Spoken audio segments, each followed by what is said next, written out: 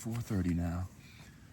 I got up at about 3:15, and I never really went back to sleep. I had an alarm set for 4, so I woke up at 3:15 and started drinking coffee, and I did lay down, but I switched the alarm to 3:33, and I lay down until the alarm sounded off.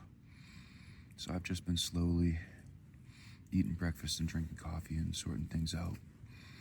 But like I said, it's nearly 4:30, and now it's time to start packing up camp. And I figure if I get out of here at 5, that would be ideal. It's more likely I get out of here at 5:30, but I think I'll be at Forester Pass at 7, if all goes well, even if I leave here at 5:30. So we'll see how the days go.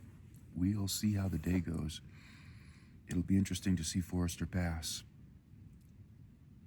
So it's 5:30 and I'm breaking camp. This was an amazing spot. Considering how close I was to the creek, I had 0 condensation in my tent.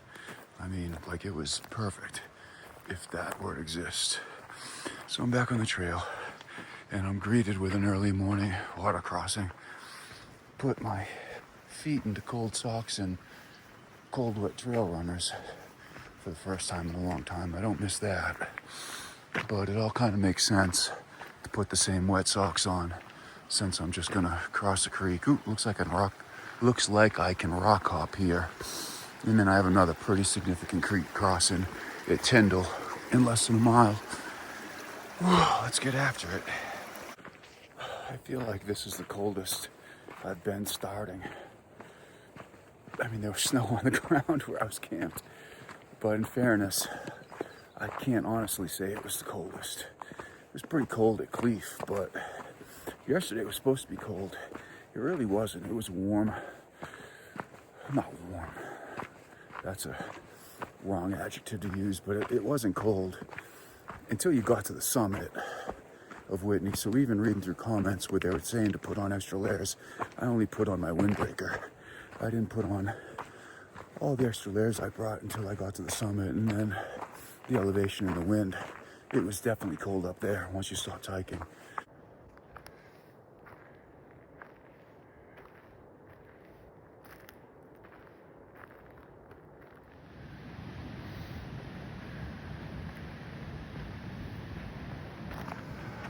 You can hear it well before you can see it. That's never a good sign. I don't know if it would have been more swollen last night or not, but I'm expecting a beast of a water crossing. I can see the white water off the rocks right there.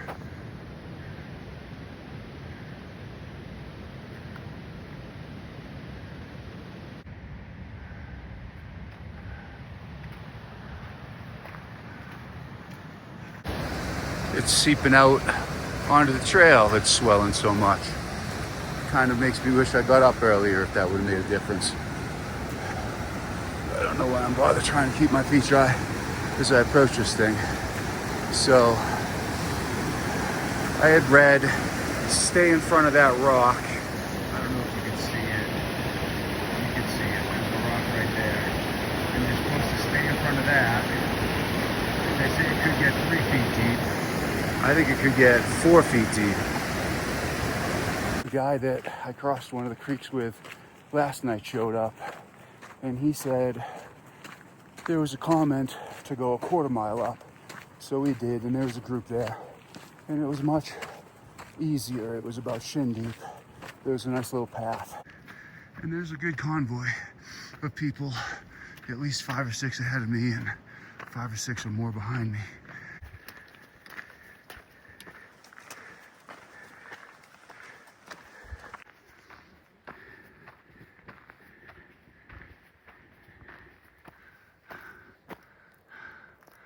So these are just on the way to Forester Pass. I don't know when I'll start putting my micro spikes on. I don't want to fall down these, but they're not nearly as steep. Forester Pass isn't 3 miles.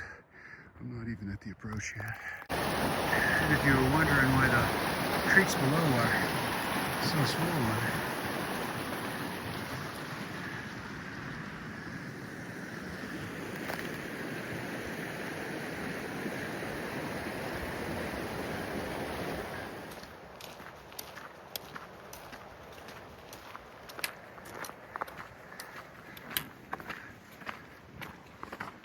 It's been a slog up here. A lot of ice fields, snow fields I meant to say. And then it's just rock scrambles to try to find the trail again. I'm getting close. There was a time when I thought I'd get here at 8:30, but then it looked like 8:45. I don't know when I'll get to the actual pass because it's taken a long time to read this trail and get up here.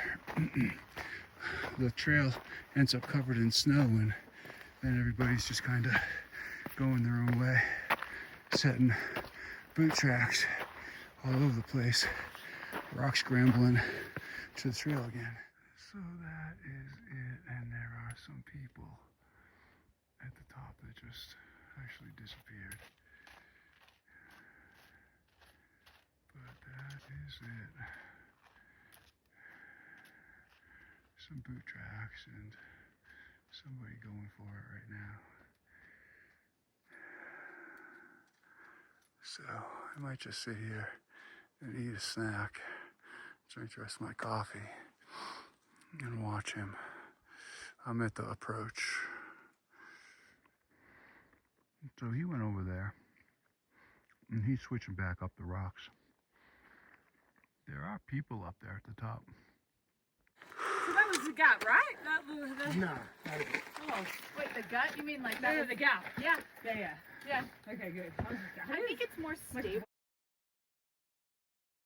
Yeah, now that it's Yeah, I think it's good to go. This is my crew that I made it up. Oh, look at that, the jet. Epic.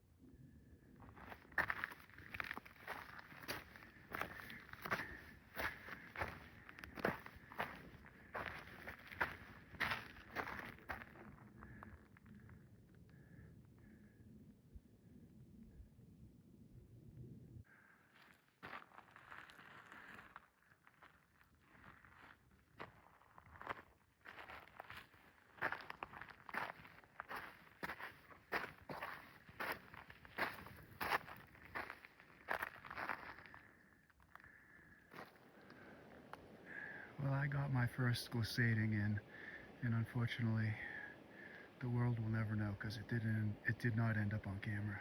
I had to put my phone away to make sure I didn't lose it. This person's living it up. I wonder if they're soaking their feet in there. A big group of people went over Forester Pass today, and now we're all just making it down, doing what hikers do. For me, the next challenge will be getting into town, so Kearsarge Pass. Which town do I go into? Lone Pine, which is closer, or Bishop, which is farther away but a bigger city. I gotta really consider my sneakers. I thought I was gonna have to replace them this town stop, but they're not in bad shape. They have about 550 miles on them, so I'm wondering about trying to push them to 650. I'm asking for something to go wrong, especially with how much I'm getting them wet now with the creek crossings. I noticed that trail runners, it's when they fall apart, when they're getting wet during the day, drying off. I don't take my trail runners off to cross creeks like some people do. I guess if I had a good pair of camp shoes, I'd consider it. I hate going across creeks barefoot. I have tender feet. But all in all, it was a day. I'll be honest, getting up was the hardest part. There was one really hard scramble. I struggled just with the snowfields, scrambling to stay on trail and read the trail.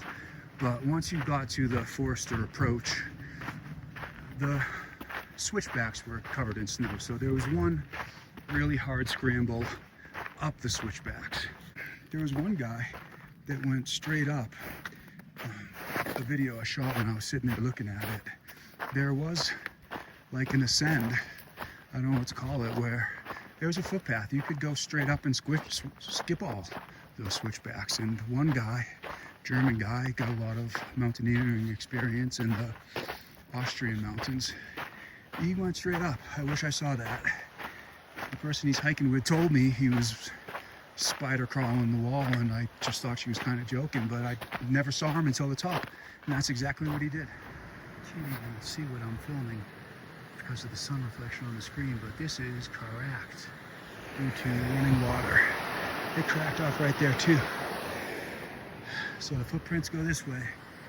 And Mother Nature's saying, not for long. It's pretty cool. Now I gotta cross this.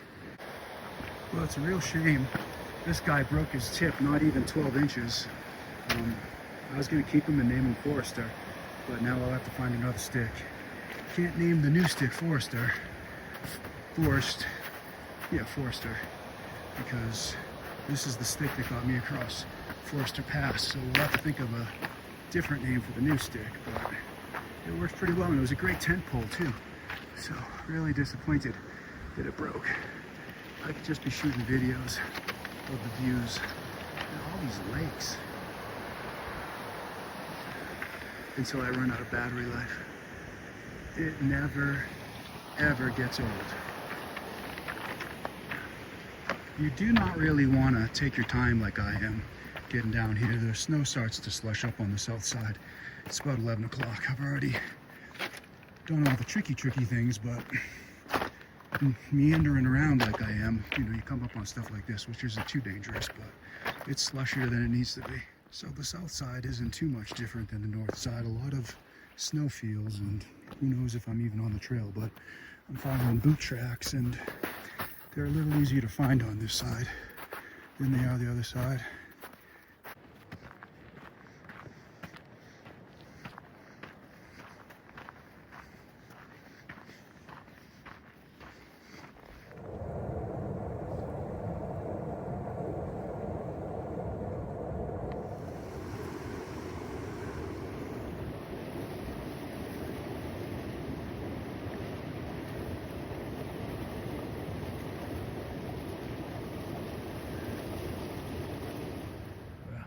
Sitting and eating with a group of people in the sun, which isn't something I normally do. I headed over to the shade and laid down for a minute.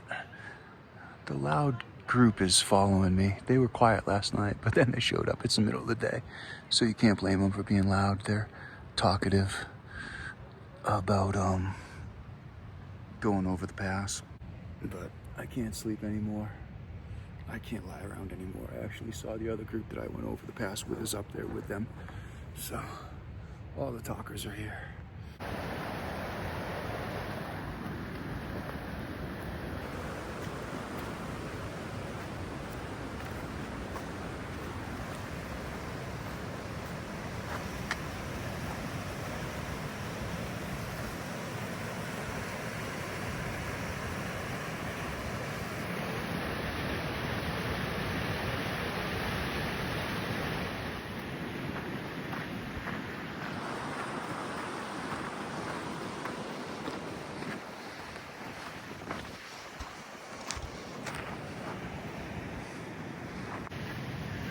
About 4 miles, 2 hours to a viable campsite right before the pass.